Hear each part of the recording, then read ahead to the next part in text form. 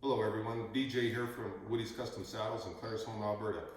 Today we thought we'd shoot a quick little video on saddle fit. We've got 3 models here today that we'll introduce a little bit later on. One of the things I'd like to touch on first is how saddle fit has become a challenge with today's horses. With the cow horse influence and the running horse blood that's in them today, they're not only great athletes, but they're sometimes very compact, short back, sometimes downhill, sometimes wider in the shoulders, and rather hard to fit for saddles. And they can be hard to ride because they are such great athletes. So the saddle we put on their back is very important to keep them sound.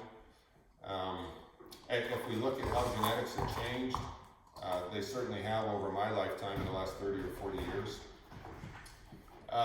When someone comes to us for a saddle fit, what we do is we'll ask the age of the horse. Horses will grow till they're 7 years old. The wither bones are kind of the last bones in their body to stop growing and maturing. And we'll look at the condition of the horse. And horses are no different than ourselves. They're always, gaining a little weight or losing a little weight. Their weight and their body condition is always changing. And that's what makes saddle fit as a challenge when you bring your horse to a saddle fitter like us, is that we're only seeing the horse on this particular day. So we'll ask a lot of questions, whether they're in shape or they're a little underweight or overweight. As someone who does this all the time, probably the best advice I can give is make sure your horse is in shape and competitive shape when you go for a saddle fit. That's the ultimate goal, is to have a good fitting saddle when your horse is being competed on. We've chosen 3 of our own horses today to go through saddle fit real quick and some of the things we look for. Our first model here today is Rock. He's a 6-year-old gelding. He's got some appendix in him. He's a little longer in the back. Got a nice sharper wither. He holds the saddle really nice. We do have to do some different things with pads on him, but we'll talk about that in a minute. Our next horse here is Jag. Jag is 7 years old. And Jag was downhill and a little immature until this year, but he's still a challenge to fit because he's a little flatter. He is level now from the hip to the wither, but he is a little wider in his angles here up on the wither. And then our last is Black Mare here. She's 9 years old, done growing of course, and she's a little thicker horse, a little easier keeper. So the first thing I'd like to state is that there's no 2 horses alike. They're all different. Even within our horses, they're all very different. And we can throw saddles on the horses and they might look like they fit, but every one of these horses has a different sensitivity level for the equipment we put on them. And they're all very different. In fact, over the years I've determined and decided that, in my opinion, horses are as different in the back as they are in their feet. And you wouldn't put one size of shoe on every single horse that you own, and you wouldn't put the same shape of shoe on every single horse that you own. So have some responsibility to fit their back properly, and you'll get more out of your equine athlete. Their shoulders will free up, they'll move better. The next thing I'd like to talk about is gullet width on a saddle and its role in saddle fit. First, we need to go over how to measure a gullet width. And a gullet width is measured between where the top of the bar attaches to the swell and this side, between these exact 2 points. And it can only be done on a bare tree before any sheepskin or leather goes on it. And this particular gullet width measures 6.5. One of the misconceptions that I see out there quite often is that you can do this on a finished saddle and determine where these exact 2 points are. And you just can't. You'd only be guessing. So you have to measure your gullet on a bare tree. So the role of the gullet width is just to determine a level ride for the rider. We simply don't want to get too wide to where the saddle wants to ride a little downhill. As we all know, this will make your feet go behind you, but it also causes a pinch point on the horse. If this saddle wants to lift up in the back at all, it tightens right here at the top of the bar, which is never good. That's also why we believe in a tight back cinch. It just offers a little more relief at the front. If I get too narrow in my gullet, the saddle's going to ride up here a little too high, and it could roll from side to side and pinch the thoracic vertebrae there in the wither bone. We can also cause a little too much roll with pads that are too thick. So really we want just a level ride. We don't want to be too wide. So the next step in determining good saddle fit is the bar angle of the tree.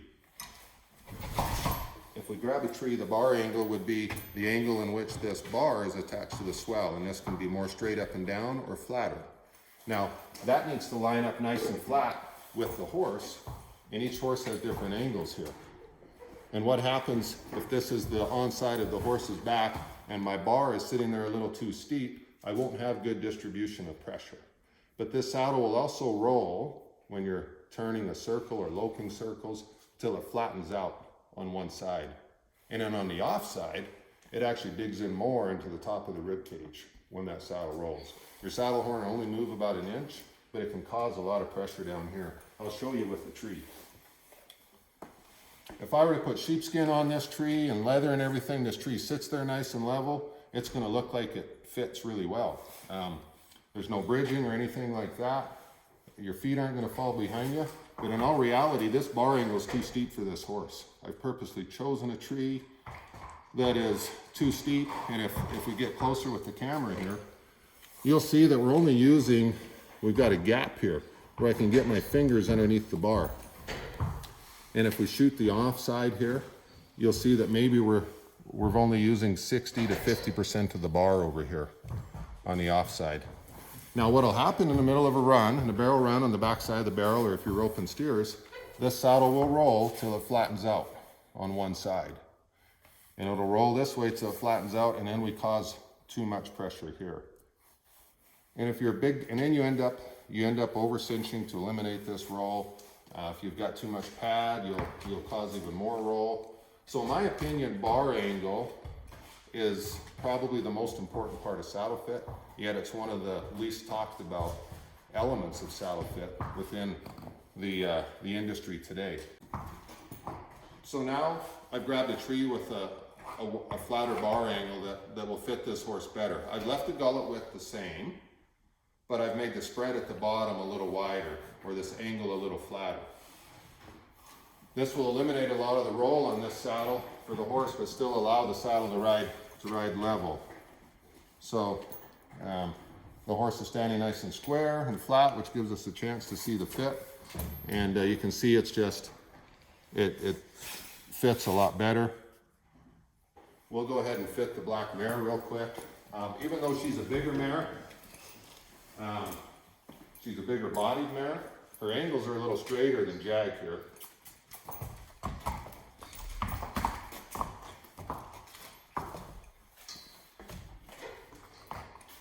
And we've left the gullet width the same, but we've had to give her more room than a horse typically with a good wither like her at the bottom for her ribs, because she's so massive in through her rib cage.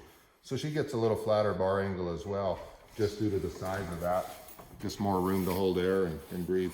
But that's a nice fitting tree, which is a different bar angle than Jag where we just were. All right, the next horse we're gonna fit is Rock. As I said earlier, he's 6 years old, got a nice sharp wither, holds the saddle good. He's probably an early maturing horse for only being 6 years old. Typically a horse, under 5 years old, we won't recommend ordering a custom saddle for. Rock being the youngest horse here, but a good wither. He's got pretty nice steep angles here and really only needs just an average gullet width. And Rock has a big shoulder here, and we're going to talk about padding around that for a second. But Rock again has steeper bar angles than the previous two horses. Same gullet width. For the purposes of this video, I want to show a tree that's the same gullet width as the one that actually fit Rock better, which is a narrower gullet width, but a bar spread that's too wide. And this won't look very good on Rock at all. We don't have enough contact on the bottom side of the bar all the way back, and it's going to dig in a lot in his shoulder up here just because it's too flat. This isn't a real common problem out there today. I see more issues around bar angle being too steep, too straight up and down on horses. So we'll do that next. Next, I'm going to show a bar angle that's too steep for a horse that's what I call a pretty average wither today with today's genetics. This is a common tree angle, a bar angle that's available in a lot of trees out there today, and it's more than half of the saddles I run into, but it does not fit her very good at all, and she's got, you know, kind of an average wither.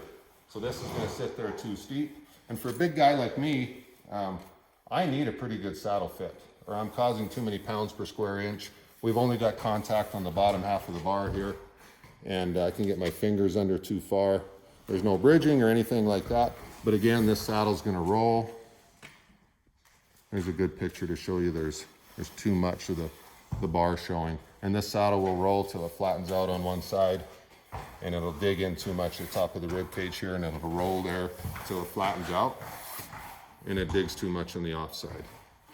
So that's a bad fitting tree. All right, next I want to talk about saddle pads. Saddle pads, in my opinion, do not correct saddle fit. They do not correct bar angle. They may help your saddle ride more level, but it's not going to correct bar angle. Saddle pads, one of the common mistakes I see out there are saddle pads that are too thick. And one of the things we've learned over the years with working with pressure sensing mats is that the thicker the pad, the more concentrated the pressure is by the time it gets to the horse. So pressure doesn't go out when it works, the energy works through a pad, it goes in. So the thicker the pad, the more concentrated the pressure is by the time it gets to the horse. So our theory is, you know, fine tune the fit as far as gullet width, level ride, the bar angles to match up with the side of the horse, to have a more intimate fit, and then do not over pad. In many cases, 3/4 of an inch to an inch is lots of pad. Now on Rock, he's got a little sharper wither, so we'll make sure we use a little more pad on him. But I want to talk about shims real quickly as well. I get asked about those a lot. And the most important part of shims is they got to go on a horse that actually needs them, a horse that's a little bigger in the shoulder right here. And then the shim has to be in the right place. Quite simply, it's got to be behind the shoulder. I don't care what type of shim you use or what type of pad you use, but this buildup right here, I don't know if you can see the outline, this has to be behind the shoulder. Each time you put it on, the shoulder's right here, the buildup is right there.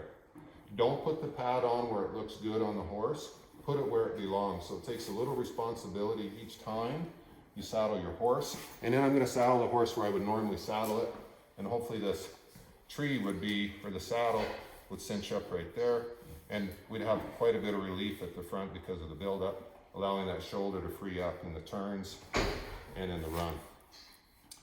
Another thing with the shims is make sure if they go over the top that they don't cause any spinal pressure straight down, and that they're back behind the shoulder.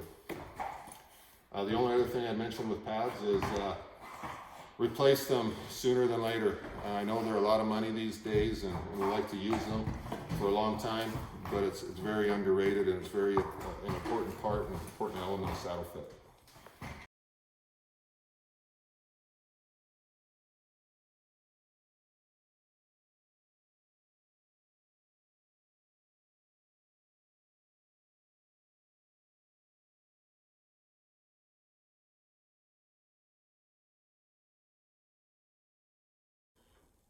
Again, thanks for being with us today. I want to end by, again, reinforcing that no two horses are alike. They're as different as we are. As I stated earlier, that I believe their backs are as different as their feet are. One size of shoe doesn't fit every horse, neither does one tree. Even though you may be riding one saddle on several different horses, it can be a challenge moving from horse to horse and to still remain competitive at the upper level if your saddle's moving around or rolling too much or causing soreness, as we all know. So if you're having trouble with your saddle fit today, please start by understanding what tree is in your saddle. We've tried to make this as generic as possible today. There's a lot of great saddle makers out there and a lot of great tree makers. Start with understanding what tree's in that saddle and make sure you get the right tree on the right horse. A lot of trainers we work with today understand their measurements. They're not experts in saddle fit, but they understand the measurements in their trees that they have in their tack room, and they try to have multiple different trees to fit multiple different horses to get the most out of their horses. Horses, just because some of them might be more tolerant than others, doesn't mean they're not performing to their potential. Thanks again for joining us today. If you have further questions, please feel free to reach out to us at woodiescustomsaddles.com or come down and get fitted. What we really did today was just touch the surface of what we go through as a saddle fit process. We try to educate the owner on what to look for as the horse's back is changing throughout the season or throughout its life. And then we'll saddle you up and let you take one for a ride. Make sure you're in the right seat size, make sure the saddle rides properly, and make sure it fits you and that you're centered and balanced. Thanks again, everyone, for taking the time to join us.